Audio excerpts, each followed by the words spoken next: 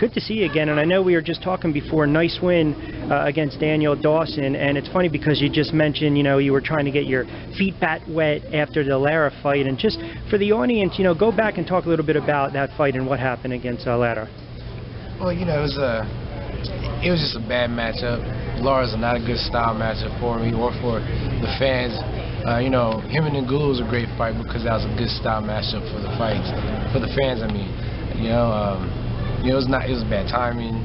It was just a bad matchup. We chose the wrong game plan. So you know, it's a lot of things I learned, and then ready to implement and change and get better. You know, after the Canelo loss, I really was just trying to redeem myself to the max and saying, you know, who does nobody want to fight? Right. Show me the baddest cat around in 154, outside of Floyd, of course. And you know what I mean? That was Lara, so we went after her. You know, it's crazy. It's crazy too because first of all, people don't even like to mix it up with southpaws. Nah, so I don't either. But you know, make a statement. It's kind of a darned if you do, darned if you don't kind of situation. But you get the win against Dawson. I know you're scheduled to fight in about another month or so. Has an opponent been named yet? Not yet, man. We've tried a few of them. We'll see who catches the bait. And how about the middleweight division right now? You know, you look at some of the guys. I mean, I would imagine you're gonna stay exactly where you're at. Yeah. I've been losing a lot of weight since I've been here. I might be at 147 by the time I'm done with camp. Well, we can talk about that. We can go into that as well. I mean, is there anyone out there? I know you never like to look ahead, but is there anyone out there that you might be gunning for that, you know, you're a guy that fights good boxers. You don't duck guys. You fight who's in front of you, win, lose, or draw. You're still going to fight them. So with that being said, is there anyone on your radar?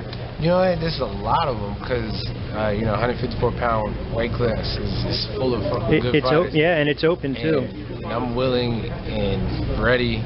And definitely after this camp, I'm going to be more than ready to fight every one of them. Specifics, you know, I really want my world title back. You know, I want to be champion again.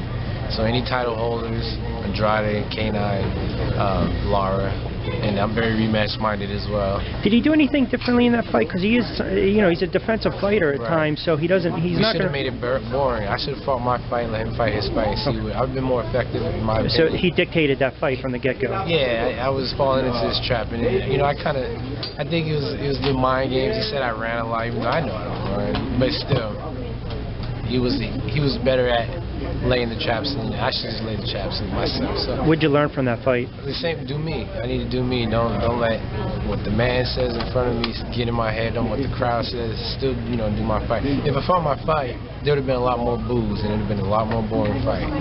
But I would have been more effective. You find it funny in boxing, though, where you go on a nice run, and then guys start stepping up, then maybe one guy takes a loss, he gets knocked out, then all of a sudden people think he falls off the face of the earth. I mean, boxing's kind of cynical like that, but yet then when you win and you come back, it's a great story, and then you realize who the people were that were supporting you then, and then all of a sudden they might jump back on that bandwagon. That's why, you know, I think that's why God puts you through those things, kind of see who's strong with you. And it also makes you come stronger when you go through anything. You know, you go through fire, you come out like iron. So I think that's, you know, in a sense it was a blessing for me to take the losses I did because I've learned some lessons, and I'm still learning lessons that need to be learned. And how about tonight? You're in Fort Washington, Maryland, great promoter in Keystone Boxing, a lot of young talent boxing along the Beltway, some good-looking, young, hot prospects. What do you look for in a young fighter? Well, you know, I'm always trying to learn because you see these kids, they're young, they can do all kinds of things, you know, triple combination with one hand type deal. And also, you always got to watch the young boys, man. You keep an eye out because they'll come up and take your spot. And you might not be ready, like, come out of nowhere. But more than anything, I'm a fan of boxing, so I'm here to watch some good boxing. All right, well, look, I just want to, you know, cheer on and hey, listen, you're one of the best out there. You fight all the guys they put in front of you. The best of luck in December. Hopefully that opponent will be named soon, and look for big things in 2015. All right, thanks, man.